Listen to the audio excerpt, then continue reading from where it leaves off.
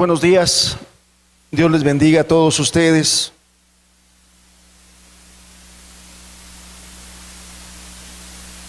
El día de hoy quiero que continuemos platicando acerca de la vida de Jesús. Hemos estado hablando acerca de la vida de Jesús a través del Evangelio de Mateo, con un propósito. La Escritura nos dice que pongamos nuestros ojos en Él, porque Él es el autor, Él es el consumador de la fe. La Escritura nos enseña que no hay otro ejemplo más grande, que no hay mejor ejemplo que el que Dios envió a través de su Hijo Jesucristo. No hay error más grande que poner nuestros ojos en otro lugar o en otras personas que no sea Jesús. Nuestro ejemplo, nuestra guía, nuestra meta debe ser siempre Jesucristo, porque Él es varón perfecto. Él es varón perfecto. Él fue enviado aquí como luz.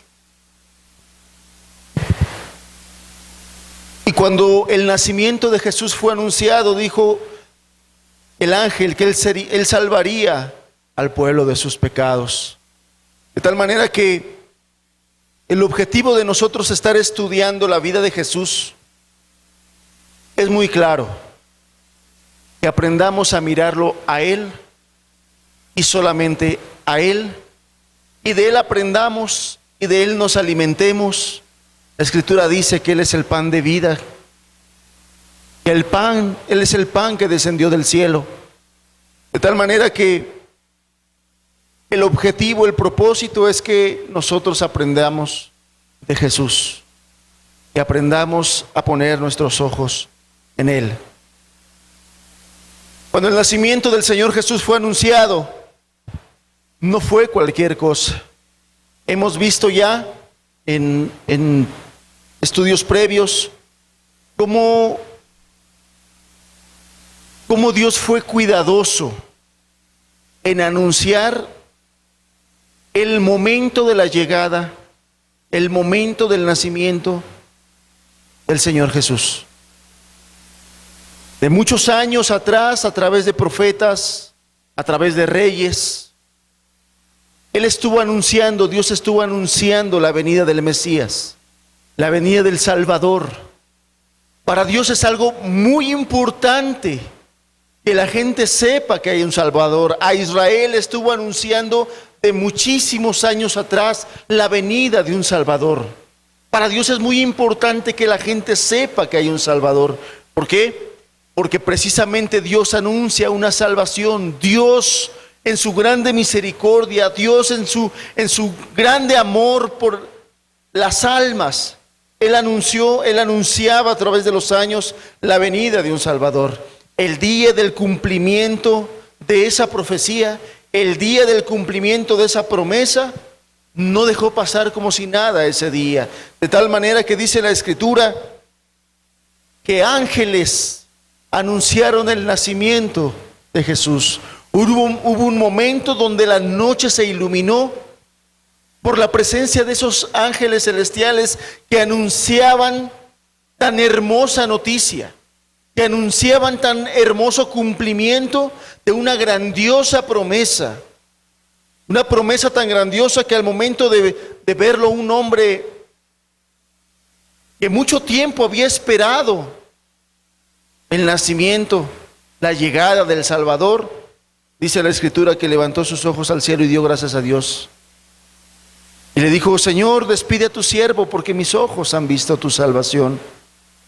Era algo tan grandioso, era algo tan glorioso.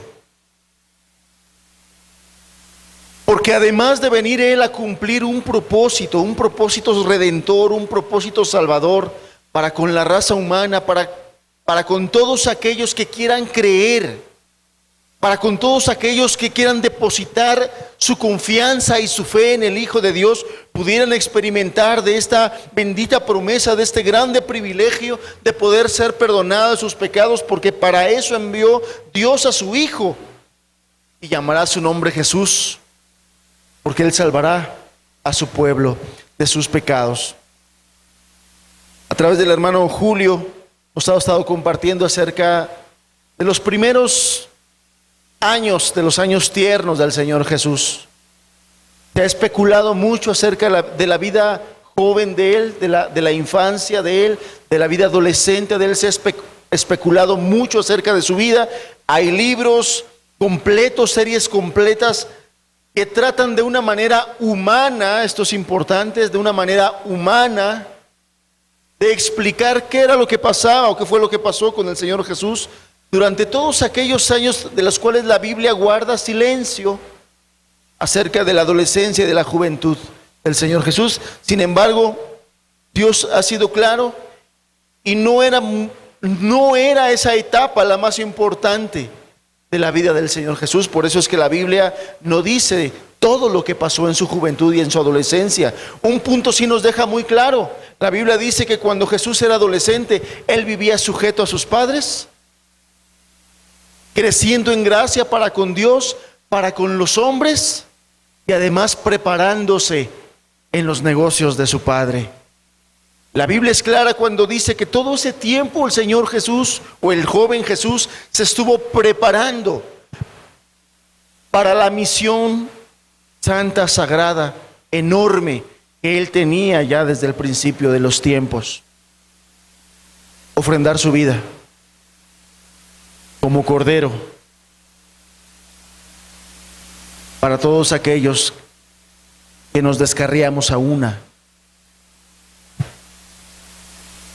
En la última reunión, el hermano Julio habló acerca de las tentaciones de Jesús.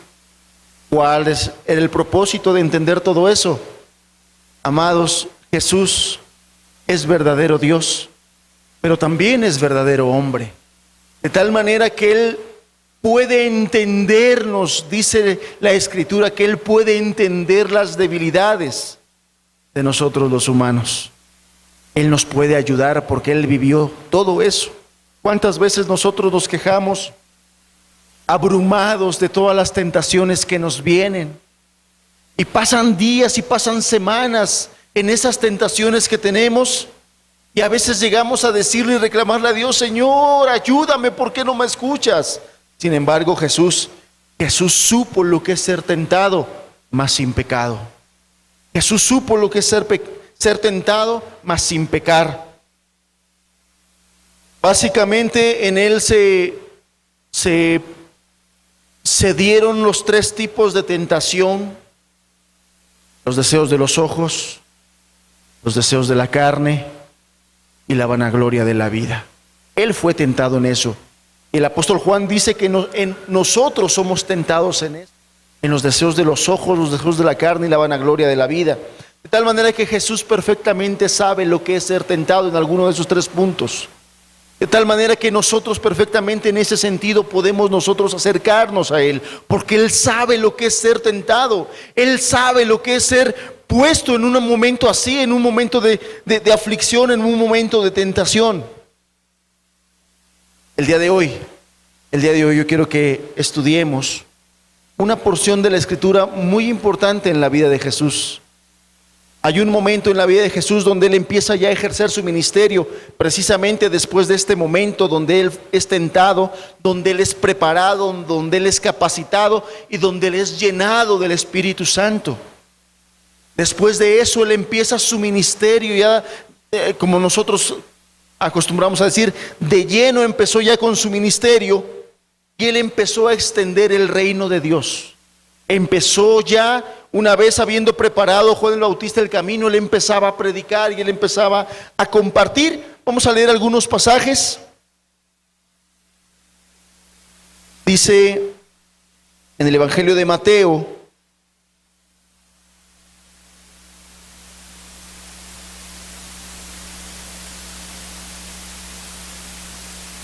vamos a leer a partir del verso 12, que es precisamente después del momento en que el Señor Jesús sale de ese momento de tentación, donde el diablo lo dejó después de haberlo tentado. Dice el verso 12: cuando Jesús oyó que Juan estaba preso, volvió a Galilea. Mateo 4, verso 13, y dejando a Nazaret, vino y habitó en Capernaum, ciudad marítima en la región de Zabulón y de Neftalí, para que se cumpliese lo dicho por el profeta Isaías cuando dijo, verso 15, tierra de Zabulón y tierra de Neftalí, camino del mar al otro lado del Jordán, Galilea de los gentiles. El pueblo asentado en tinieblas vio gran luz, y a los asentados en región de sombra de muerte, luz les resplandeció. Desde entonces comenzó Jesús a predicar y a decir, arrepentíos, porque el reino de los cielos se ha acercado. ¿Qué significativo es este momento? Es significativo porque nos da un panorama, nos da claridad de parte del objetivo de Dios al enviar a su Hijo. Después de que el Señor Jesús fue preparado, dice que fue a Galilea. Verso 12 dice, cuando Jesús oyó que Juan estaba preso, volvió a Galilea, y dejando a Nazaret, vino y habitó en Capernaum, ciudad marítima. ¿Qué testimonio da la Escritura de esos lugares? Tierra de Zabulón, dice el verso 15, tierra de Neftalí, en esos lugares donde el Señor Jesús había dispuesto llegar y había dispuesto a ir, dice el verso 16, el pueblo asentado en tinieblas. ¿Qué dice la parte B de ese verso 16? Y los asentados en región de sombra de muerte. ¿Qué testimonio da la Escritura de aquellos lugares? Pueblo asentado en tinieblas, y los asentados en región de sombra de muerte. ¿Qué viene a nuestra mente cuando nosotros leemos estos adjetivos que la Biblia le pone a esos lugares? Cuando la Biblia habla de esas tinieblas, no está hablando meramente de la oscuridad física que nosotros podemos contemplar, por ejemplo, en la noche. No. Está hablando de las tinieblas espirituales. Está hablando de esa sombra de muerte, la muerte que trae el pecado, la muerte que ha traído el pecado a la raza humana, por su influencia, por el poder que tiene el pecado. Dice aquí, era un lugar donde el pecado había establecido su reino. Eran lugares donde por ese reino establecido las tinieblas reinaban, las tinieblas espirituales, de tal manera que el pecado era el rey en esos lugares. La mentira, la inmundicia, la inmoralidad, el robo, la hipocresía, todo eso era lo que reinaba en esos lugares. Un lugar, sin duda, muy corrompido, muy malo. Además, particularmente era una ciudad marítima, era un puerto. Y si bien es cierto que el día de hoy en todas las ciudades, poniendo de ejemplo a nuestro país, todas nuestras ciudades, todos nuestros estados están llenos de maldad y están corrompidos, la realidad es que todavía aquellos lugares donde hay puerto, donde son zonas marítimas, donde son zonas tropicales, todavía se da mucho y hay un porcentaje más alto de maldad, de desenfreno, de inmoralidad. Si bien es cierto que Puebla, nuestra querida Puebla, está llena de maldad, llena de desinterés para con Dios, también es cierto que en aquellos lugares como el puerto de Veracruz, Acapulco, Cancún, qué decir, todavía está más lleno de maldad. Y esto no es jactancia, no es decir, bueno, hay otros peores que nosotros. No, para lamentarnos, para llorar. Pero bueno, el punto que quiero que veamos aquí es, una vez el Señor iniciado su ministerio, fue al lugar y se fue a meter al lugar donde mayor necesidad había de su luz. Porque había tinieblas en estos lugares. Porque había tinieblas. Porque la obra de Jesús, porque lo que Jesús vino a hacer es dar vista a los ciegos, Y no meramente si vemos en la Escritura cómo devolvió la vista a ciegos físicos. Pero el mayor trabajo, el mayor milagro que el Señor Jesús quiere hacer es devolver la vista espiritual a los ciegos espirituales, a los que no miran cómo está su condición todavía, a los que no miran su tristeza, su soledad por estar apartados de Dios. El Señor Jesús fue y se metió directamente al lugar donde estaba la necesidad. El Señor Jesús fue y se metió al reino de las tinieblas, porque ahí es donde su luz quiere que brille, porque ahí es donde Él quiere hacer cosas. A todos aquellos que están asentados en región de muerte, dice verso 16, pueblo asentado en tinieblas, vio gran luz. Y a los asentados en región de sombra de muerte, luz les resplandeció. Es que esto es lo que hay en el corazón de Jesús. Esto es lo que Él quiere, aún para nuestros días, que en los lugares donde todavía reinan las tinieblas, el pecado, la maldad, la inmoralidad, la falsedad, el egoísmo, su luz resplandezca. Su luz resplandezca. Qué particular es ver que después de que Él pone estos pasajes que acabamos de leer, si usted sigue leyendo, vamos a leer verso 18 en adelante, dice, andando Jesús junto al mar de Galilea, vio a dos hermanos, Simón llamado Pedro y Andrés su hermano, que echaban la red en el mar, porque eran pescadores. Y les dijo, venid en pos de mí, y os haré pescadores de hombres. Ellos entonces, dejando al instante las redes, le siguieron. Pasando de allí, vio a otros dos hermanos, Jacobo, hijo de Zebedeo, y Juan, su hermano, en la barca con Zebedeo, su padre, que remendaban sus redes, y los llamó. Y ellos, dejando al instante la barca y a su padre, les siguió. Vemos aquí cómo andando Jesús en esas tierras de las cuales que la Biblia nos describe y nosotros acabamos de abundar en ello, un lugar donde reinaban las tinieblas, donde viven la gente en sombra de muerte, andando Jesús en esa ciudad, andando Jesús en esos lugares tan corrompidos, tan pervertidos, de ahí de esos lugares,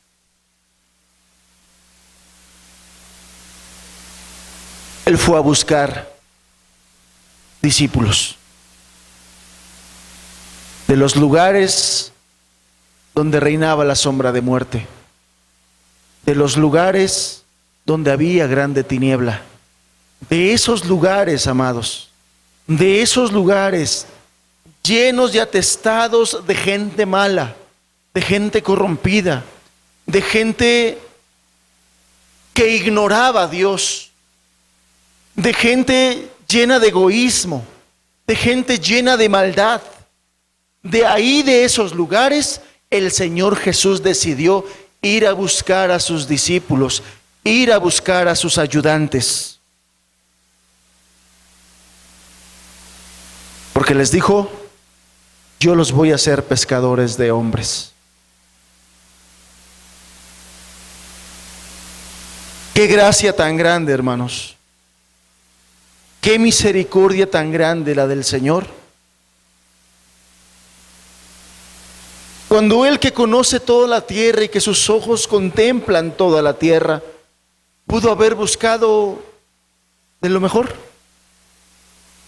Pudo haber buscado reyes, pudo haber buscado intelectuales, pudo haber buscado gente moralizada, muy buena, con muchas obras. Sin embargo, no quiso hacerlo así. Jesús se metió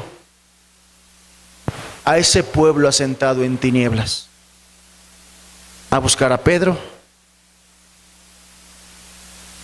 a buscar a Andrés, a buscar a Juan, a buscar a Jacobo. Seguramente estos hombres hasta ese momento eran parte de las tinieblas de ese lugar. Hasta ese momento no eran luz en ese lugar. Hasta ese momento eran parte de la corrupción, eran parte de las tinieblas, eran parte de todo lo malo que ahí se movía, eran participantes de aquella ciudad corrompida. Sin embargo, en la gracia de Dios, Jesús entró a ese lugar y los llamó. Les dijo, verso 21, pasando de allí vio a otros dos hermanos, Jacobo, hijo de Zebedeo, Juan su hermano, en la barca con Zebedeo su padre, que remendaban sus redes, y los llamó. Y los llamó. Qué grande es el deseo de Jesús, hermanos. Qué grande es el deseo de Jesús de que el reino de su Padre se extienda.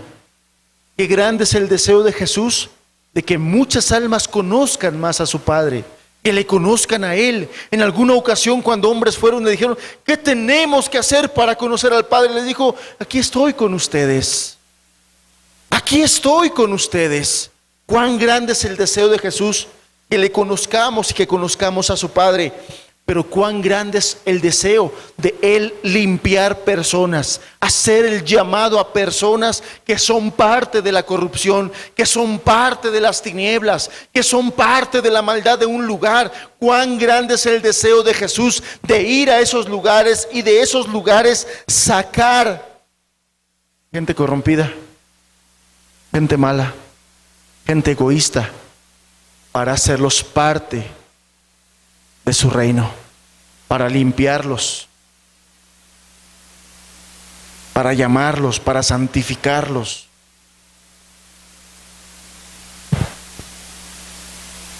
Después de que el Señor Jesús, todo esto, al final vamos a llegar a un punto. Vemos cómo el Señor Jesús, después de ser preparado, entra a los lugares más corrompidos, entra a los lugares de mayor tinieblas, de mayor maldad. Ahí busca a sus discípulos, gente que era parte de esa maldad, pero las llama con un propósito. Después en ese lugar empieza a hacer muchos milagros, empieza a sanar enfermos, a liberar endemoniados. Dice el verso 24, vamos a leer desde el 23. Y recorrió Jesús toda Galilea, enseñando en las sinagogas de ellos y predicando el evangelio del reino. ¿Qué era lo que predicaba? Dice que en esos lugares también predicaba del reino. ¿Qué era lo que predicaba? Ya nos los dice el verso 17. Iba por los lugares llamando a la gente al arrepentimiento. Iba por los lugares diciéndole a la gente, te tienes que arrepentir porque estás mal delante de Dios. El reino de los cielos se ha acercado, Dios ha extendido su misericordia, Dios ha abierto una puerta, Dios ha abierto una posibilidad, Dios ha abierto una oportunidad, pero tienes que arrepentirte. La manera de acercarse a Dios es en un corazón contrito y humillado, y el arrepentimiento pone a las personas en esa condición. Esto era lo que venía predicando en las sinagogas, por las calles, con las personas, además de ir sanando a las personas de enfermedad, de toda dolencia en el pueblo. Dice el verso 24, y se difundió su fama en poquito tiempo. En poquito tiempo se difundió su fama por toda Siria, y le trajeron todos los que tenían dolencias, los afligidos por diversas enfermedades y tormentos, los endemoniados, lunáticos y paralíticos, y los sanó. Verso 25. Y le siguió mucha gente de Galilea, de Decápolis, de Jerusalén, de Judea y del otro lado del Jordán. Después de ir predicando el arrepentimiento, porque Jesús iba predicando el arrepentimiento, y cuando se encontró a Pedro le predicó el arrepentimiento. Y cuando se encontró a Andrés le predicó el arrepentimiento, porque Jesús iba predicando el arrepentimiento. Arrepentíos. Busca, avergüénzate de tus pecados, busca reconciliarte con Dios. Eso es lo que Jesús le decía. Cuando Jesús encontró a Juan, le predicó el arrepentimiento. Cuando encontró a Jacobo, le predicó el arrepentimiento. Y después de que su fama se extendió y de que mucha gente le empezó a seguir, inmediatamente viene aquel glorioso mensaje que Él dio en aquella montaña de Galilea. Lo que nosotros conocemos como el Sermón del Monte o el Sermón de la Montaña en el capítulo 5 de Mateo. Todo esto, recuerden ustedes que los textos originales no están divididos en capítulos y en versículos. Nuestras Biblias son Biblias de estudio y para efectos de estudio se han dividido en capítulos y en versículos para que a nosotros se nos facilite. Pero en los textos originales no está así. En los textos originales es todo corrido, es un manuscrito corrido. No hay capítulos y no hay versículos en los textos originales. De tal manera que todo el capítulo 4 y el capítulo 5 es un mismo momento, es un mismo suceso. Muchas veces, y ha sucedido, hemos estudiado nosotros el Sermón del Monte y lo hemos estudiado como un mensaje. Lo hemos estudiado como lo que Jesús enseñó, porque el Sermón del Monte se considera el sermón más importante de la vida de Jesús, el más largo y el más importante. La enseñanza más importante que Jesús dejó a los hombres está incluida en estos 3 capítulos, capítulos 5, 6 y 7 del Evangelio de Mateo, donde Él da las más grandiosas enseñanzas, no las únicas, pero sí el mensaje más largo y el más importante por el tipo de enseñanza. Hemos estudiado esas enseñanzas, pero para efectos del día de hoy no es que estudiemos hoy las bienaventuranzas.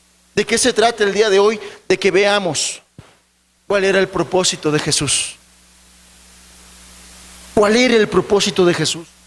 ¿Cómo comenzó Jesús después de haber sido tentado en el desierto y de haber sido lleno del Espíritu Santo, después de haber llenado de poder? Y dice la Escritura que los ángeles venían y le servían. Él comenzó a predicar y a dar el mensaje. Ese mensaje glorioso, amados. Ese mensaje glorioso, y qué importante es que nosotros entendamos el mensaje de Jesús. Entendamos el mensaje de Jesús. De todos los mensajes que nosotros encontramos en la Biblia, qué gloriosos son los mensajes del apóstol Pablo, ¿verdad? Nos han bendecido, amén, nos han bendecido.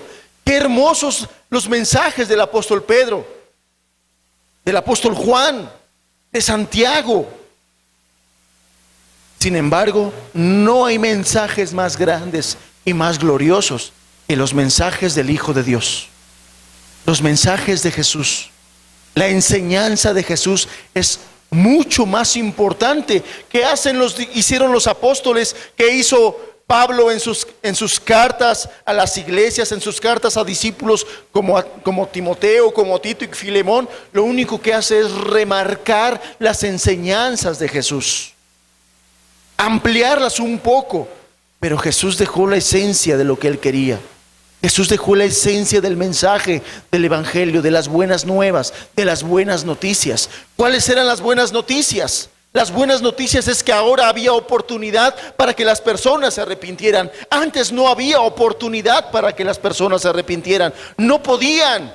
La gente ya había entrado en un grado de maldad que, aunque Dios hace muchos años y muchos siglos atrás había dejado una forma para redención de pecados, el corazón del hombre, que es malo, había torcido todas esas cosas, de tal manera que ya un carnero, un cordero, una paloma ya no era suficiente derramar su sangre para limpiar sus pecados. Dios seguía mirando en ellos el corazón malo, el corazón egoísta, y aún las cosas buenas que Dios les había dejado para poder limpiar esos pecados que ellos hacían, ellos lo habían corrompido todo.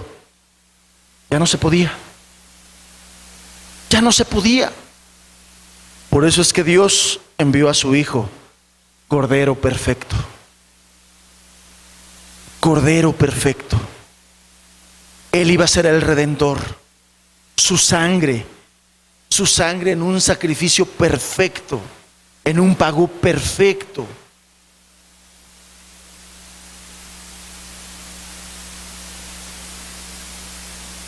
Pero Jesús tenía que preparar el camino, el corazón de los hombres. Los hombres tenían que entender y deben de entender que delante de Dios son malos, que delante de Dios son perversos, que delante de Dios son corrompidos, que nada bueno hay. Todo lo bueno viene de Dios. Si un hombre puede decir algo bueno hay en mí, con la humildad de Pablo pudiera decir, por la gracia de Dios, soy lo que soy. Por la gracia de Dios. Y el único camino para poder llegar y humillarse a Jesús, que es el único que nos puede justificar delante del Padre, el Señor Jesús lo dijo, es el camino del arrepentimiento. Es el camino del arrepentimiento. En ese llamado llamó a sus discípulos, a Pedro, a Juan, a Andrés, a todos ellos, en ese camino. Pero después, porque precisamente Jesús quería ser de esos hombres sus ayudantes, sus pescadores de hombres, porque ese es otro grande privilegio, hermanos. Ese es otro grande privilegio. Habiendo sido nosotros partes de una sociedad de la misma manera que Zabulón y que Neftalí, de un pueblo asentado en tinieblas, del lugar donde reina la sombra de muerte. De ahí nos llama, de ahí nos toma y nos quiere hacer parte de su reino. Y nos quiere hacer parte de aquel equipo que extienda ese reino en esta tierra, que proclame las virtudes de aquel que nos llamó. Eso es un gran privilegio. Habiendo sido nosotros necios, habiendo nosotros sido parte de esas tinieblas, que el Señor nos dé el privilegio de poder ser proclamadores de sus virtudes, proclamadores de su reino, proclamadores de su gloria. Eso no tiene nombre, no tiene precio, hermano. No tiene precio, no hay con qué nosotros poder expresar gratitud a nuestro Señor por eso que Él hace. Nadie es salvo ni puede ser parte de ese reino solamente por arrepentirse. Precisamente por eso viene este glorioso mensaje del Sermón del Monte. Cuando Jesús empieza a enseñar las bienaventuranzas, una vez que toda esa multitud le seguía, como dice el verso 25 del capítulo 4, una vez que toda esa gente le seguía, una vez que todas esas personas estaban atentas, porque ya Jesús había captado su atención a través de la predicación de la palabra, a través de los milagros y prodigios que él hacía, a través de la misericordia que de él emanaba y de su amor. Una vez que él tenía la atención de las personas, él empieza a hablarles y enseñarles y mostrarles el camino de la gracia. ¿Cuál es? ¿Qué es lo que Dios quiere hacer con ustedes? Moradores de ciudad de tinieblas. ¿Qué es lo que Dios puede hacer de ustedes? Es lo que Jesús les empieza a hacer. Recuerden el contexto, porque esto es importante. Estaba en el monte, en un monte de Galilea, en aquellas tierras de Zabulón, en aquellas tierras de Neftalí, que eran tierras asentadas en tinieblas, en maldad, en podredumbre espiritual, muertos espiritualmente. Y en medio de esa generación muerta, Jesús empieza a hablar las bienaventuranzas. Bienaventurados los pobres en espíritu, verso 3 del capítulo 5, porque de ellos es el reino de los cielos. Bienaventurados los que lloran, porque ellos recibirán consolación. Bienaventurados los mansos, porque ellos recibirán la tierra por heredad. Bienaventurados los que tienen hambre y sed de justicia, porque ellos serán saciados. Bienaventurados los misericordiosos, porque ellos alcanzarán misericordia. Bienaventurados los de limpio corazón, porque solamente ellos verán a Dios. Bienaventurados los pacificadores, porque ellos serán llamados hijos de Dios. Bienaventurados los que padecen persecución por causa de la justicia, porque de ellos es el reino de los cielos. Bienaventurados sois cuando por mi causa os vituperen y os persigan y digan toda clase de mal contra vosotros mintiendo. Gozaos y alegraos, porque vuestro galardón es grande en los cielos, porque así persiguieron a los profetas que fueron antes de vosotros. Vosotros sois la sal de la tierra. Pero si la sal se desvaneciere, ¿con qué será salada? No sirve más para nada, sino para ser echada fuera y hollada por los hombres. Vosotros sois la luz del mundo. Una ciudad asentada sobre un monte no se puede esconder, ni se enciende una luz y se pone debajo de un almud, sino sobre el candelero y alumbra a todos los que están en casa. Así alumbre vuestra luz delante de los hombres, para que vean vuestras buenas obras y glorifiquen a vuestro Padre que está en los cielos. Si somos honestos, ¿qué hombre o mujer que no estén agarrados de la gracia del Señor y que no estén tomados y que su gracia no esté en la vida de ese hombre y mujer, quién puede vivir de esta manera? ¿Qué de bueno hay en un hombre alejado de Dios como para poder ser pobre en espíritu? ¿Qué de bueno hay en una persona que no quiera depender de Dios y entregar su vida para que pueda ser una persona mansa? Este camino, hermanos, el Señor Jesús lo estaba diciendo para decir: esto es lo que yo puedo hacer en ustedes. Esto es lo que yo puedo hacer en ustedes. Esta es la luz que va a alumbrar a Zabulón y a Neftalí, que está inmerso en terribles tinieblas de pecado y de maldad. Lo que va a hacer que la gloria de Dios brille, lo que va a hacer que los hombres despierten de su somnolencia espiritual, va a ser la luz que ustedes van a reflejar, luz que mi Padre va a poner en ustedes.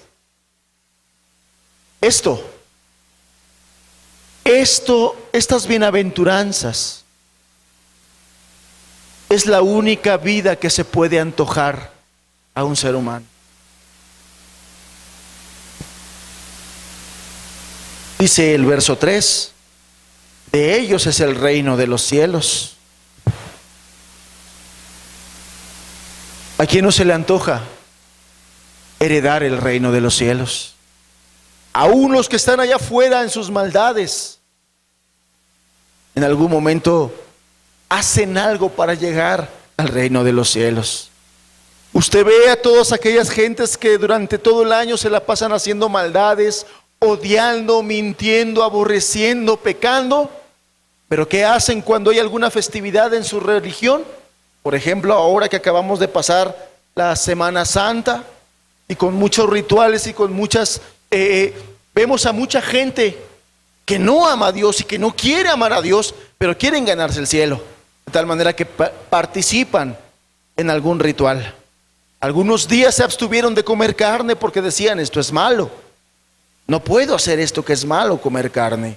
Cuando decían: es necesario ir ahí al templo y ponerse la ceniza, bueno, tú veías a mucha gente con su ceniza. De alguna manera quieren participar de las cosas de Dios, pero no están dispuestos a arrepentirse como el Señor Jesús lo anunció.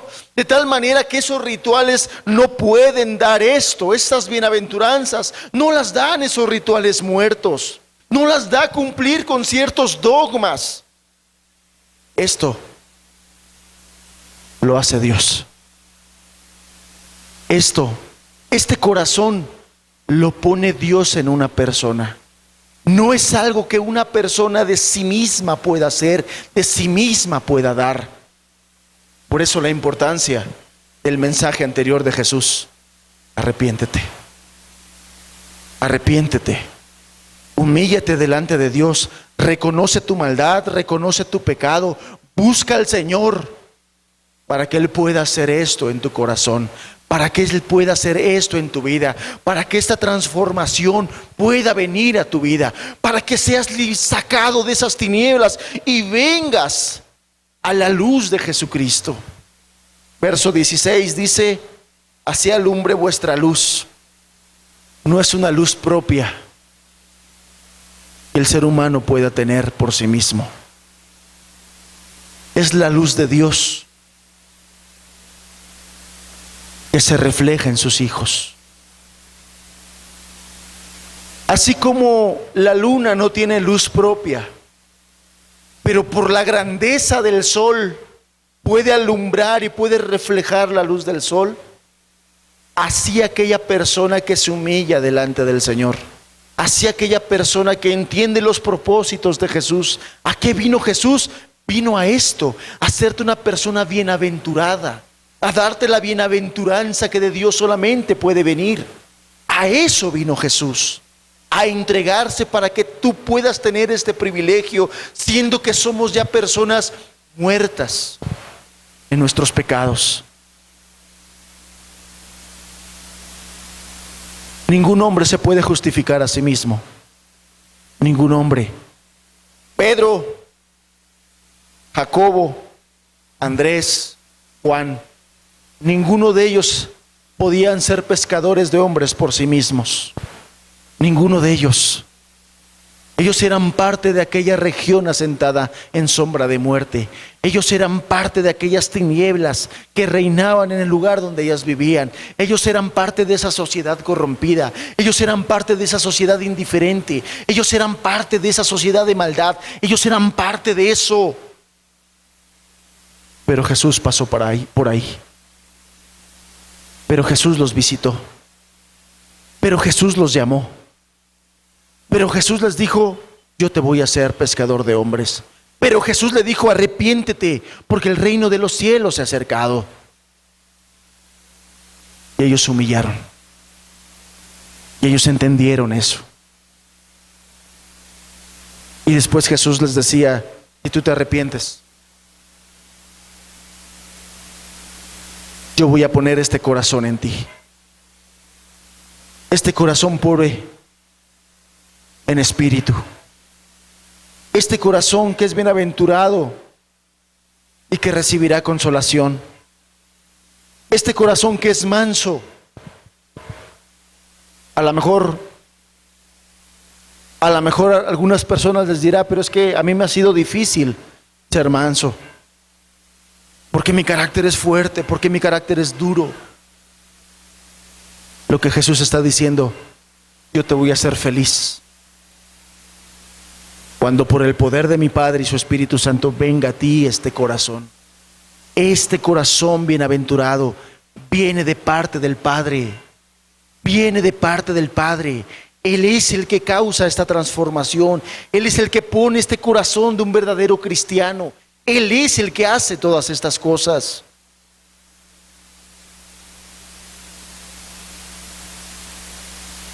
Dice el verso 6: bienaventurados los que tienen hambre y sed de justicia, porque ellos serán saciados. Un corazón malo, un corazón no tiene hambre de sed y de justicia. Un corazón malo tiene hambre de volver a pecar, de volver a pecar. Tiene hambre de la inmoralidad, tiene hambre de este mundo, tiene deseos de este mundo, no tiene hambre de sed y de justicia. Pero Dios puede hacer esa transformación. Jesús vino a llamar a los hombres a este nuevo reino.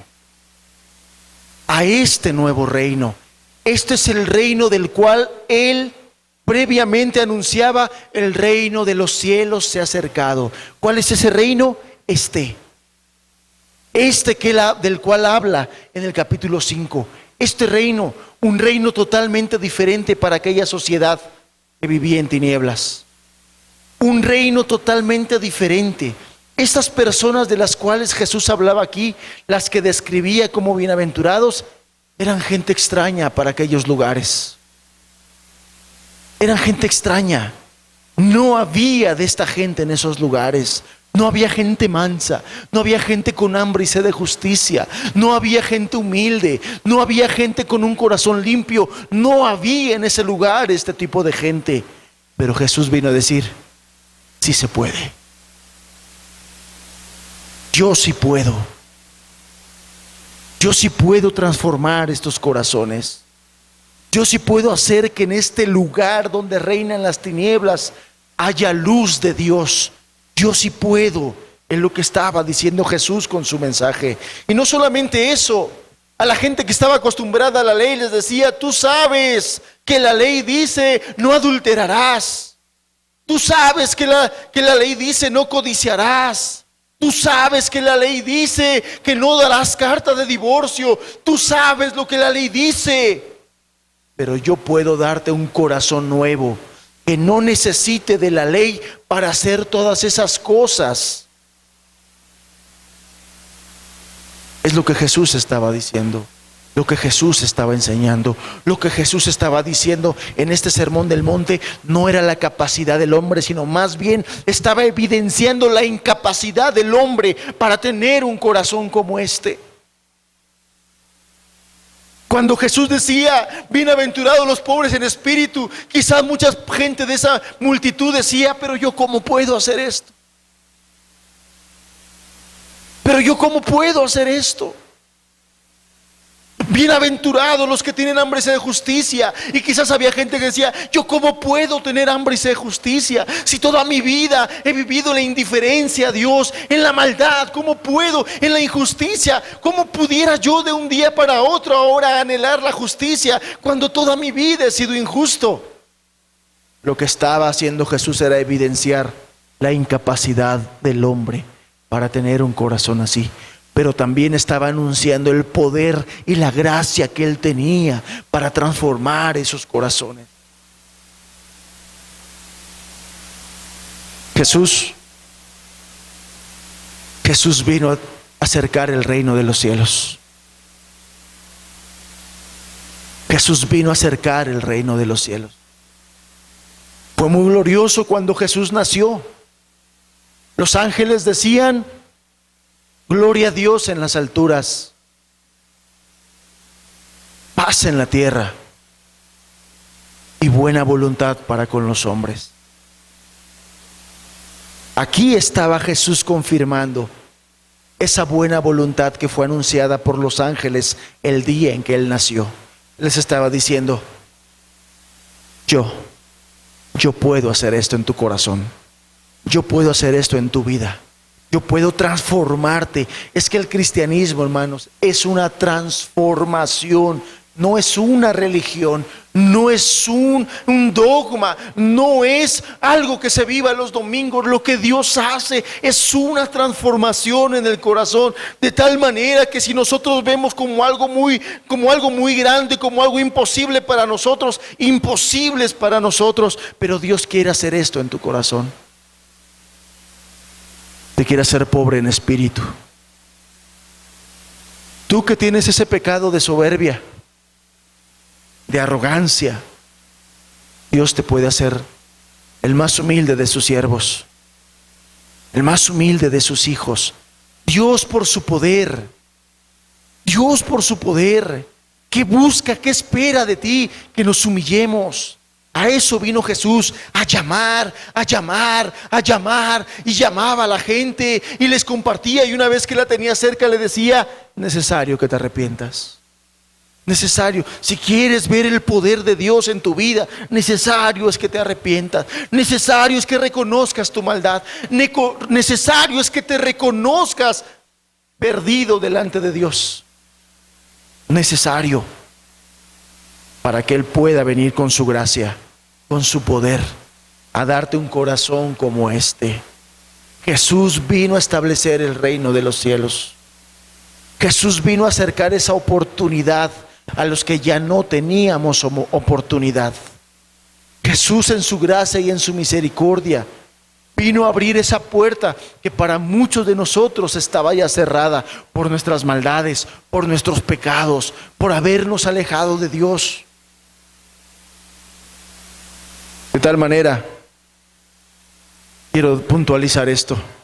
En el Sermón del Monte, Jesús vino a evidenciar la incapacidad del ser humano de ser algo.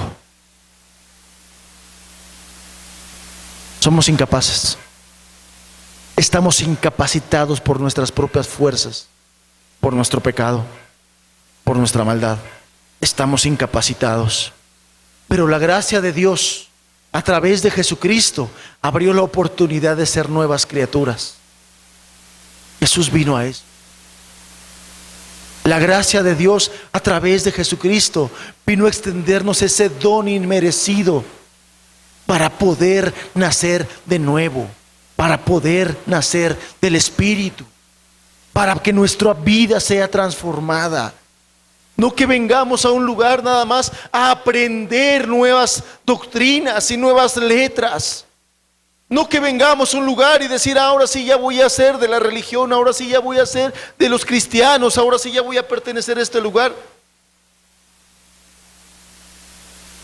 Lo que Dios quiere es cambiar tu corazón, porque el corazón sin Dios está pervertido, está corrompido, es malo, es perverso, es egoísta.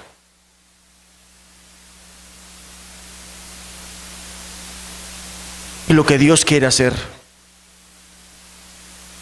a través de Jesucristo, por el poder de su Espíritu, es todo lo demás que se anuncia en el Nuevo Testamento.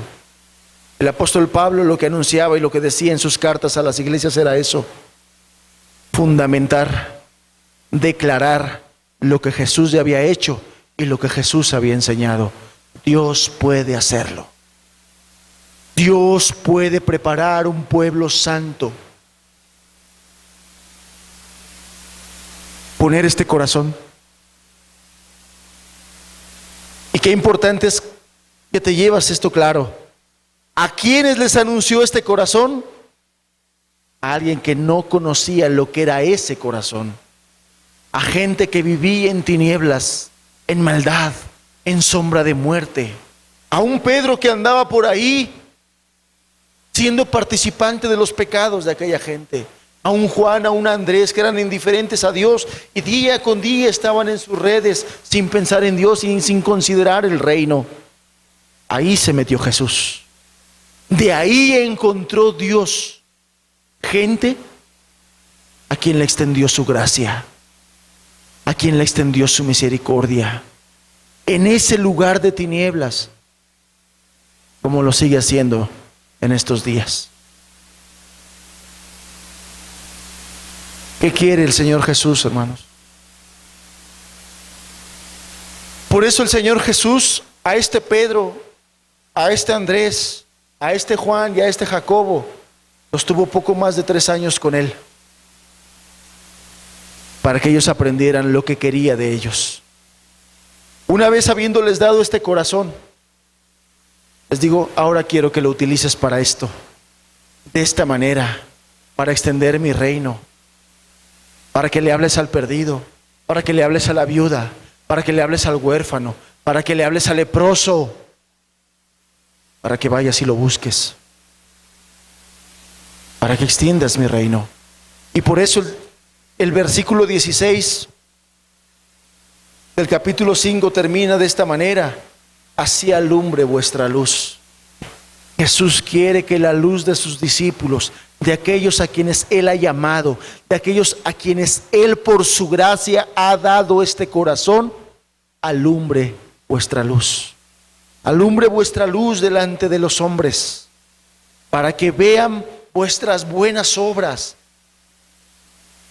Este pasaje lo dio el Señor Jesús una vez habiéndoles dicho a los discípulos: debes tener primero un corazón como este, porque las obras sin un corazón como este que está descrito en los primeros versículos del capítulo 5 son como trapos de inmundicia delante del Señor.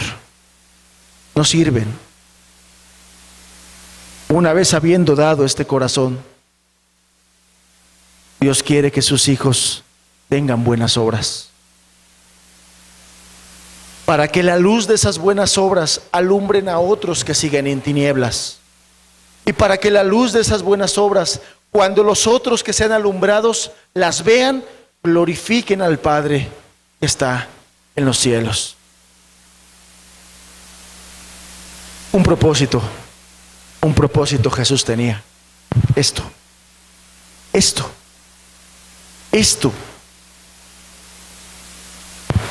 ¿Cuándo fue perfecto todo esto?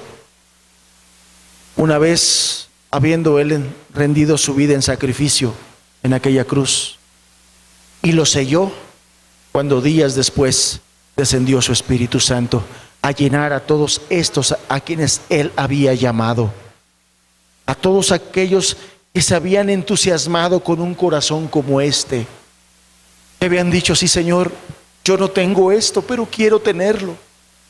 Yo siempre he sido orgulloso, yo siempre he sido soberbio, yo siempre he sido altivo, pero yo quiero, para glorificarte a ti, un corazón pobre, un espíritu pobre, que dependa solo de ti. Que dependa solo de ti. Un corazón como este que diga: bienaventurados los de limpio corazón. ¿Ya se puede imaginar usted a toda aquella multitud cuando Jesús dijo: bienaventurados los de limpio corazón? La gente se agachaba y decía: no soy bienaventurado. No soy bienaventurado porque mi corazón no es limpio, porque mi corazón está sucio por la mentira, por la religiosidad, por la hipocresía, por la inmoralidad. Por esto está sucio mi corazón, porque he faltado a Dios, porque no he amado a Dios. Mi corazón está sucio. ¿Qué reacción habrá habido en toda aquella multitud cuando Jesús decía estas palabras y en sus oídos retumbabas: si tu corazón es limpio, eres bienaventurado? Decía: no soy bienaventurado, que mi corazón no es limpio. Y cuánta gente en su necesidad de Dios, porque estaban despiertos en la gracia de Dios, habían despertado a la necesidad de Dios y decían: Señor, yo quiero, limpia mi corazón, limpia mi corazón, yo no puedo, está sucio. Dame hambre y sed de justicia, porque no tengo, porque no tengo. Dame ese corazón pacificador, ese corazón que sea capaz de padecer persecución por causa de la justicia. Al día de hoy he vivido egoístamente en mi pequeño mundo, en mi propio mundo, preocupándome de mis problemas, de mis dificultades y no abriendo mis ojos. ¿Cuánta necesidad hay? Dame un corazón como este. Dame un corazón como este. Después de que Jesús daba todo este mensaje, 3 capítulos en nuestra Biblia, 3 capítulos destinados a este mensaje. Al final de este mensaje les dice: si pones atención a mi voz, tú vas a ser como un hombre prudente que edificó su casa sobre la roca.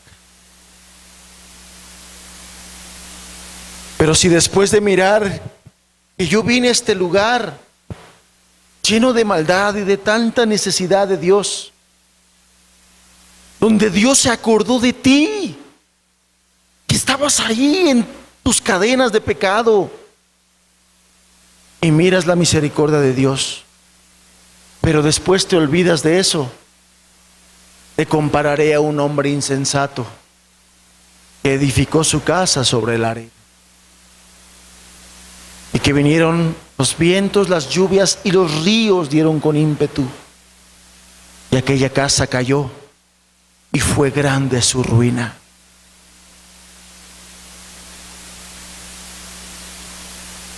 ¿Qué tragedia más grande?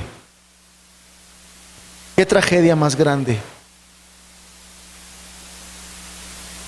Para muchas personas, porque fue multitud la que le seguía. Y la Biblia nos da testimonio que muy pocos fueron los que creyeron en Él. ¿Qué tragedia más grande, amados? Que Jesús con su palabra pase por nosotros y nos diga: esto es lo que quiero de ti. Esto es lo que demando de ti. Que te arrepientas. Y que tú pongas oídos sordos. Y endurezcas más tu corazón. Y no quieras atender la voz de aquel que te quiere dar un corazón bienaventurado. ¿Qué tragedia más grande? ¿Qué tragedia más grande?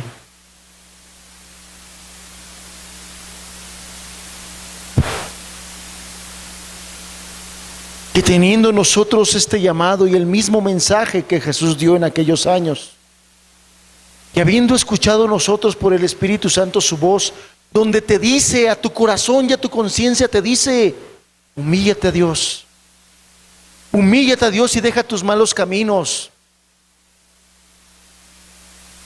y nos ensoberbecemos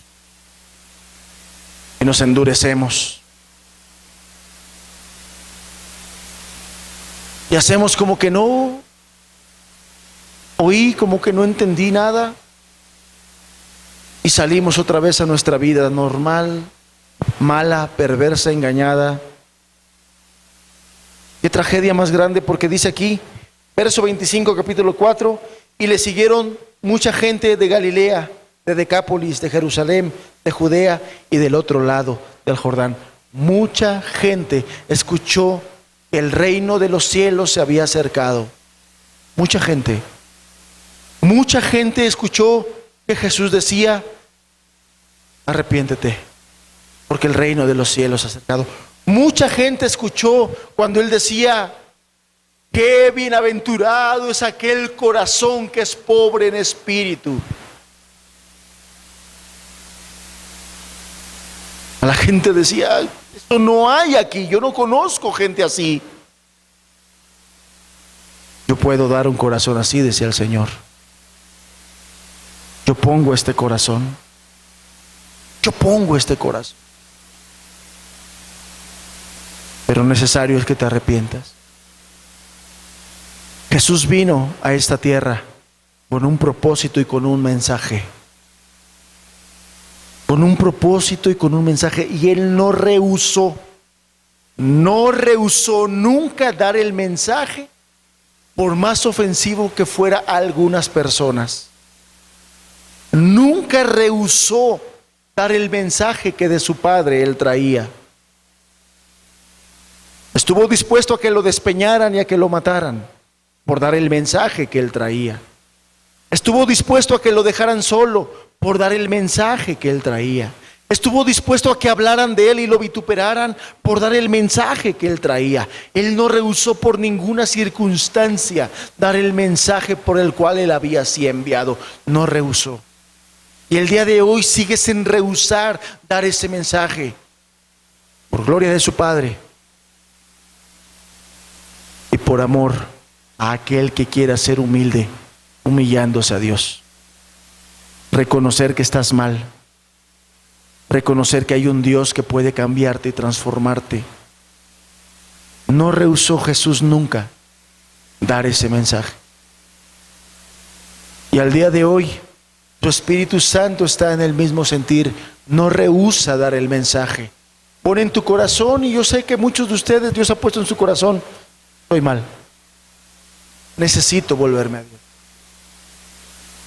Necesito volverme a Dios.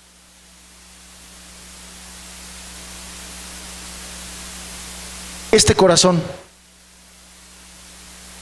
es el reino de los cielos. Aquel que se ha humillado delante de Dios y que Jesús le ha dado este corazón, experimenta el reino de los cielos aquí en la tierra. Su reino. Y nos está esperando la corona de la vida. Pero se puede ser luz en medio de estas tinieblas que nos ha tocado vivir. Gracias a Jesús. Gracias al Padre que ha derramado su gracia y que en Jesús muestra para con nosotros su amor, y que en Jesús muestra para con nosotros la buena voluntad que fue anunciada desde un principio, desde que Él nació. La buena voluntad. El que no merezcamos una oportunidad, pero Él, como Dios bueno, nos quiera ayudar. ¿Cuántos Pedros, cuántos Andrés, cuántos Jacobo habrá que escuchen su palabra y se humillen delante de Dios? Pero cuántos, como aquella multitud que había, que no les aprovechó haber visto a Jesús, haber escuchado a Jesús, no les aprovechó. ¿Cuántos sabremos como unos y cuántos como otros? Jesús fue enviado a esta tierra con un propósito. Y en estos capítulos, capítulo 4, capítulo 5, nos muestra en gran medida el propósito. A esto vine. A esto vine. A darte un corazón así. ¿Cuántos recuerdan aquella promesa de Zacarías cuando él dijo: les voy a dar un corazón de carne? Aquí está. Estas bienaventuranzas, es ese corazón que Dios prometió dar. Esparciré sobre vosotros agua limpia para limpiar vuestras iniquidades. Aquí estaba el Cordero perfecto que iba a limpiar esas iniquidades. Aquí estaba. Pero a muchos no les aprovechó. No les aprovechó. Escucharon a Jesús, miraron a Jesús y no les aprovechó. Amados, para mis queridos hermanos, hermanas, Jesús vino a darnos vida eterna. Y la vida eterna es esto: que por la fe nosotros podamos obtener un corazón como este. Y que habiendo nosotros por la fe recibido un corazón como este, podamos reflejar la luz de Dios y llevar gloria a nuestro Dios. Que cuando vean que nuestra luz alumbra delante de los hombres, puedan glorificar al Padre que está en los cielos. Hermanos, este es el propósito de estas enseñanzas. Que pongamos nuestra finada en Jesús solamente. Solamente en Jesús. Queremos tener un corazón así, un corazón bienaventurado. Pon tus ojos en Jesús. Pon tus ojos en Jesús. ¿Quieres tener un corazón así y todavía no te has arrepentido? Arrepiéntete primero. Ve con humildad delante de Dios y dile: Señor, mi corazón es malo delante de ti, porque he pecado de esta manera y de esta otra, vivo alejado de ti, indiferente a ti. Necesito de tu poder, necesito de tu gracia, necesito de tu misericordia. Padre, cuánto necesitamos de ti, Señor. Señor, tú dijiste que se podía tener un corazón como este, un corazón bienaventurado. Padre, a varios de nosotros por tu pura gracia nos has llamado. Señor, que reflejemos tu luz. Queremos reflejar tu luz, Señor. Queremos reflejar este corazón que tú pones en nosotros. Que la gente diga: cuán maravilloso y poderoso eres tú, Señor, que habiéndonos sacado a nosotros de tierra de maldad, de tierra de tinieblas, eres tú el que pone en nosotros el querer como el hacer por tu buena voluntad, Señor. Porque quieres tener un testimonio vivo en esta tierra, un testimonio de que tú vives y reinas y que eres poderoso para transformar, Señor. Padre, tu mensaje ha llegado a nosotros. El evangelio que predicaste ha llegado a nosotros, ese evangelio de arrepentimiento. Señor, lo hemos escuchado y lo hemos atesorado. Padre, hemos ido a ti con humildad.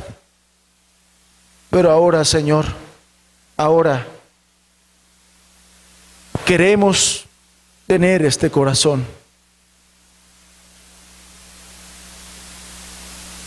Queremos reflejar tu luz, para que alumbre en medio de las tinieblas que nos ha tocado vivir, Señor, y alumbre a muchos, y muchos glorifiquen tu nombre, Señor. Padre, te pedimos esto en el nombre de Jesús, en el nombre de Jesús, Señor. Amén.